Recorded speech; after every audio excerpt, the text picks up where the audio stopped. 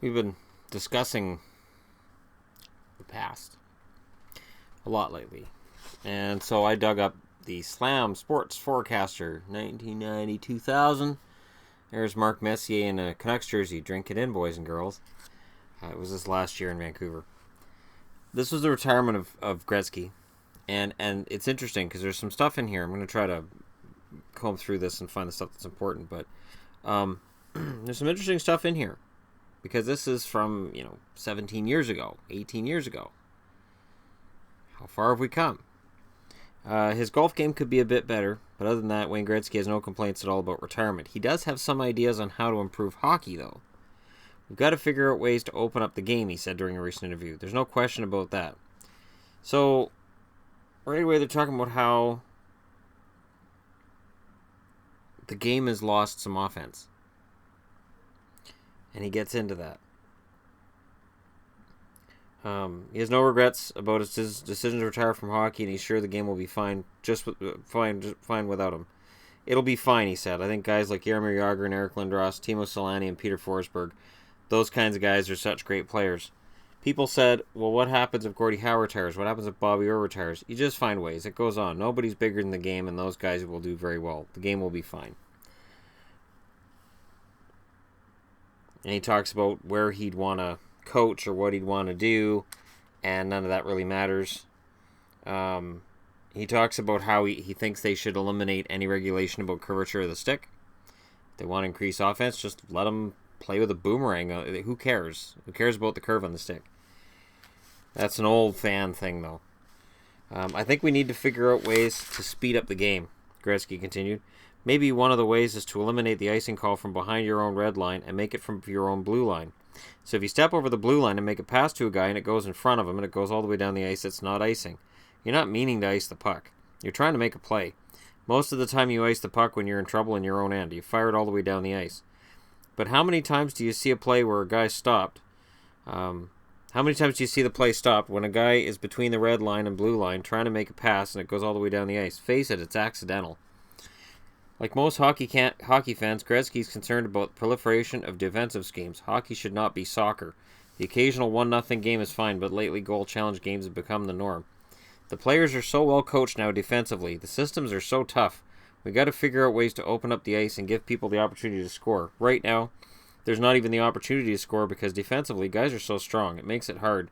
I was watching the Stanley Cup final. Buffalo couldn't penetrate that Dallas defense. Then if they ever did get past the defense, Belfour's as good as anybody, especially that late in the year. How do you beat them? In Game 6, I thought they were going to break the record for the longest game in playoff history. So that's an interesting thing that he has to say about the state of hockey right there. Isn't it? So Gretzky retires and he's like, I want to see more scoring. Too much defense, not enough scoring. Things aren't opened up. And then there's some interesting stuff in here about that. And then there's something else I read on goaltenders and on how when the 80s rolled around, goaltenders went from facing 20 shots a night to 30 shots a night. When the Oilers came in, and the way that Oilers around Gretzky and Messier played was instead of just straight up and down the ice, which is the way the game was played before that, the Oilers brought in all the creativity. Meant the goaltenders were facing 30, 35 shots a night. And they were able to score 400 goals in a season due to their own creativity. The league adjusted as years went along. So first everybody tried to copy it and all the goals went through the roof. And then teams started finding ways to nullify that skill level, nullify that talent. There's Paul Kariya. Big article on Kariya. The future of hockey in Canada, where they talk about Phoenix. How grim is the future of hockey in Canada? Very. It's as simple as this. The American teams get all kinds of breaks that put them in a better position than Canadian teams. Canadians in all walks of life, and especially the government, say they will not give Canada's National Hockey League teams anything approaching what is routinely accorded to American teams. So, under those circumstances, how can Canadian teams compete? The answer is simple, they can't.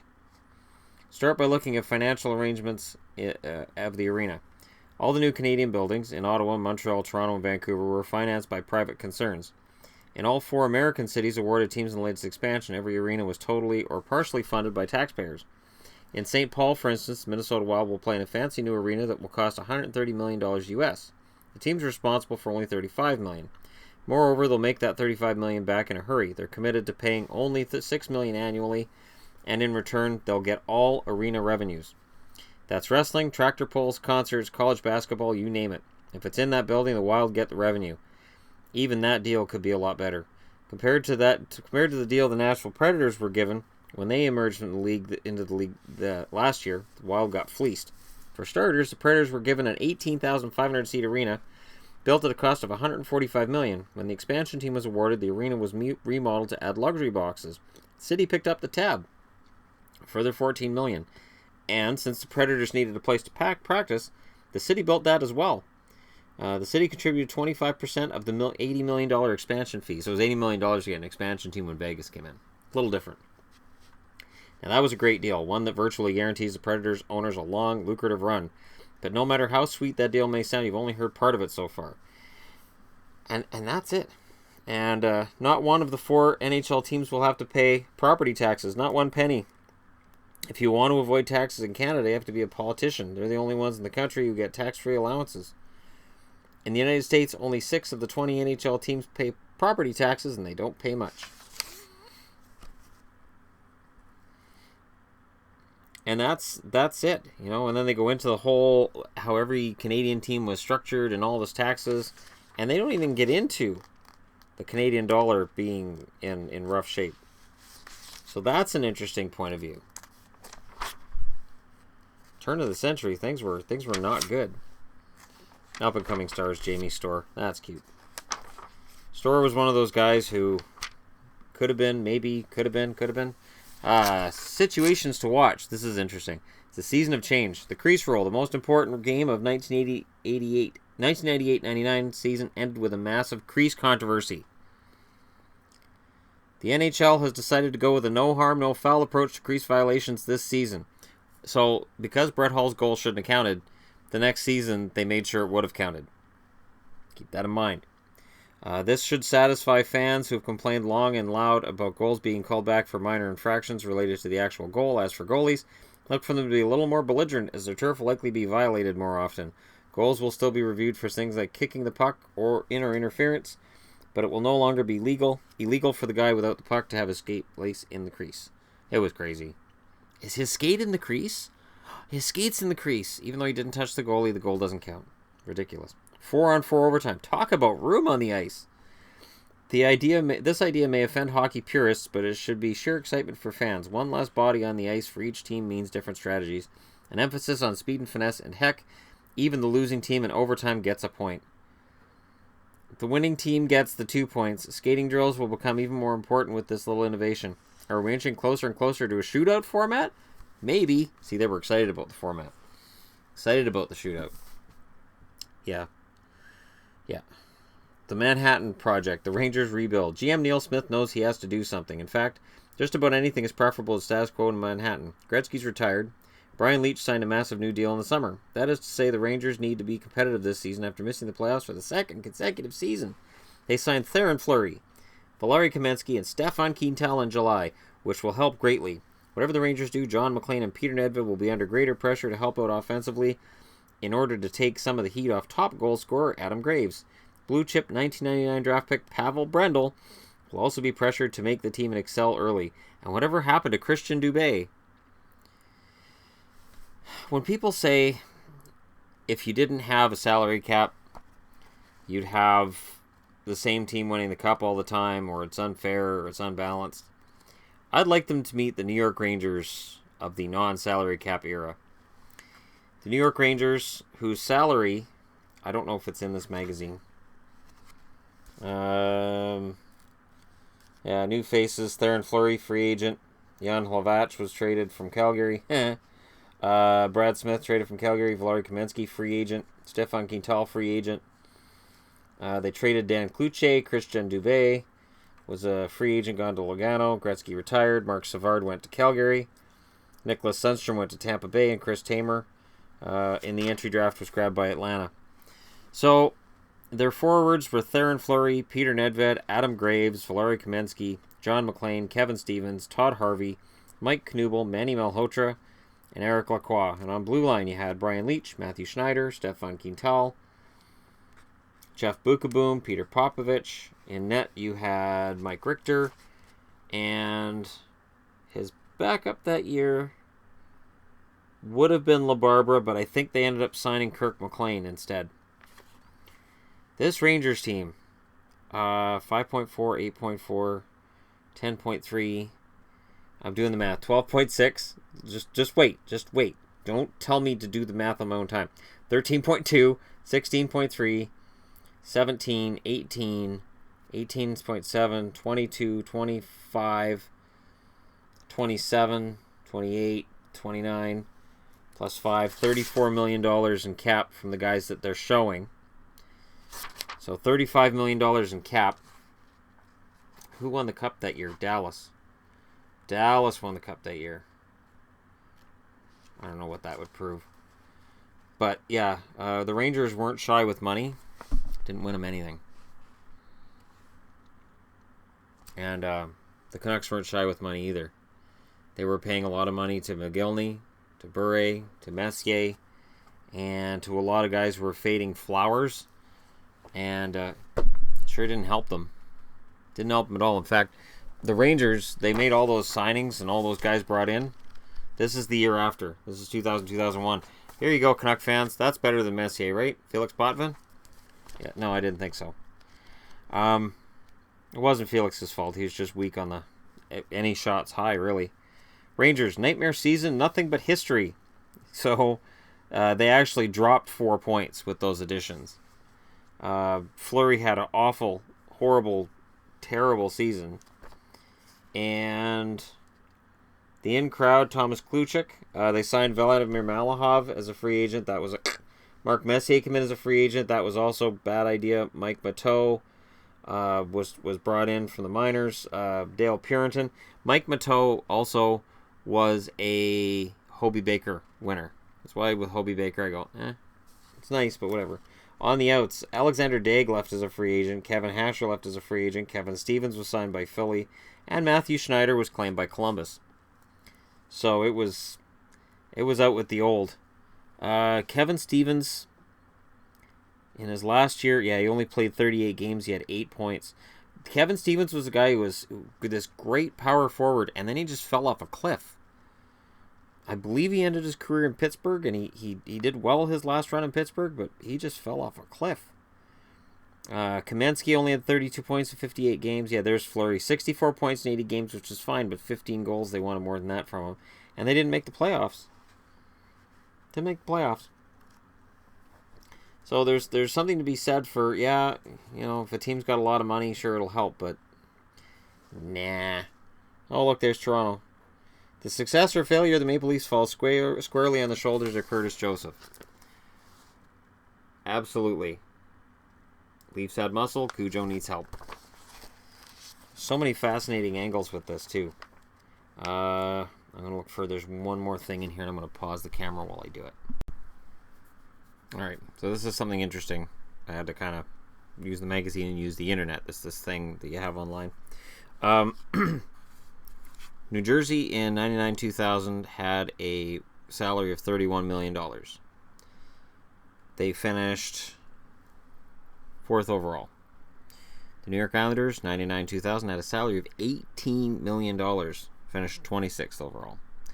New York Rangers, 99-2000, had a salary of $59,400,000 and finished out of the playoffs in 23rd. The Philadelphia Flyers had a salary of $50,300,000 and finished 3rd in the NHL. Pittsburgh Penguins had a salary of $30 million,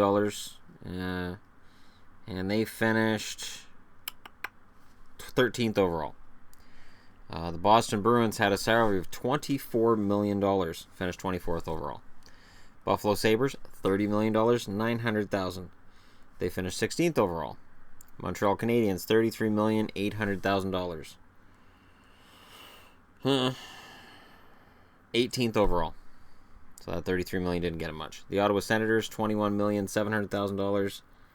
Ottawa finished 10th overall. Toronto Maple Leafs, $34 million. 7th overall.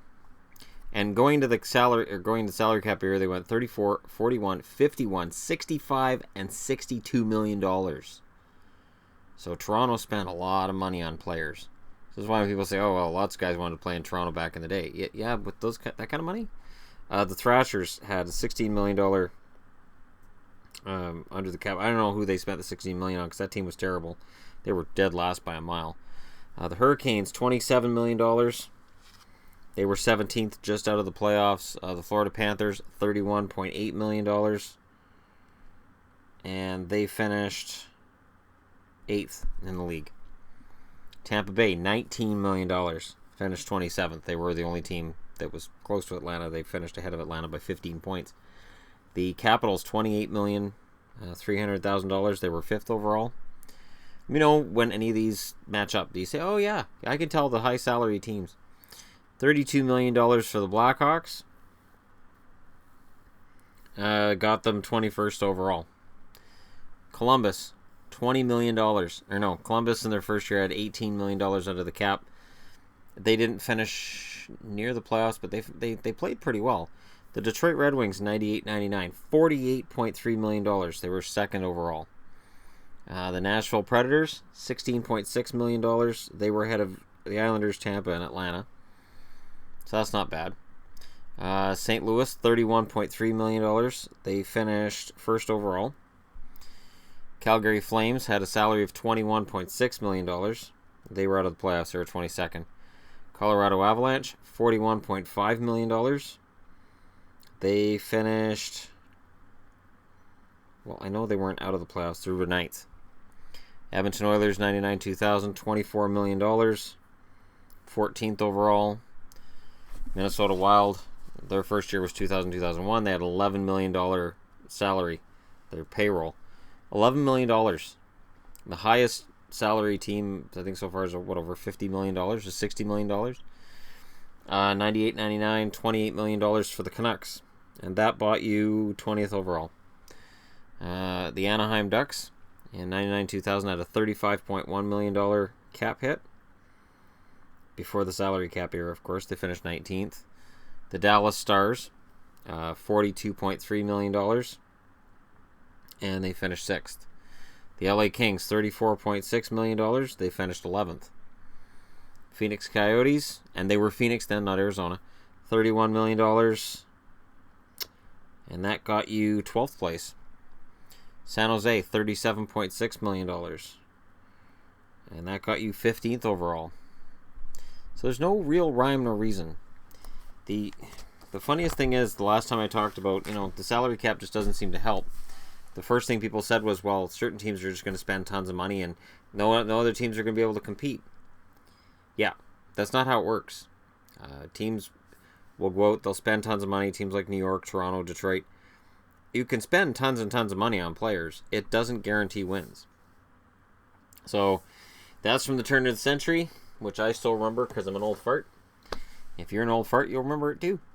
And if you're not, it's part of what I hope to do with this channel is to discuss where hockey's been, where hockey still is. We're still talking about salaries. We're still talking about the wonders of offense and how to increase offense, and we're still talking about stick work, which Gretzky was talking about in that as well. And you got to start calling all the stick fouls. Yep, that was an interview from 1999. The more things change, the more they stay the same. Let me know what you guys think in the comment section below. Thank you for watching. I know this is a longer video. Apologies for that, but sometimes they have to be longer. And hit like and subscribe if you're browsing your way through, and I'll talk to you guys again tomorrow. Watch for live streaming. I know the protected lists and exposed lists are going to be available tomorrow morning, and I'd like to do a live stream where we discuss it. I'll figure it out. When I see what they are, I'll go on Twitter, I'll tweet something out, don't worry. I'll have you guys covered. Nothing's going to go on without people being notified. Thank you very much for watching. I'll talk to you guys again tomorrow.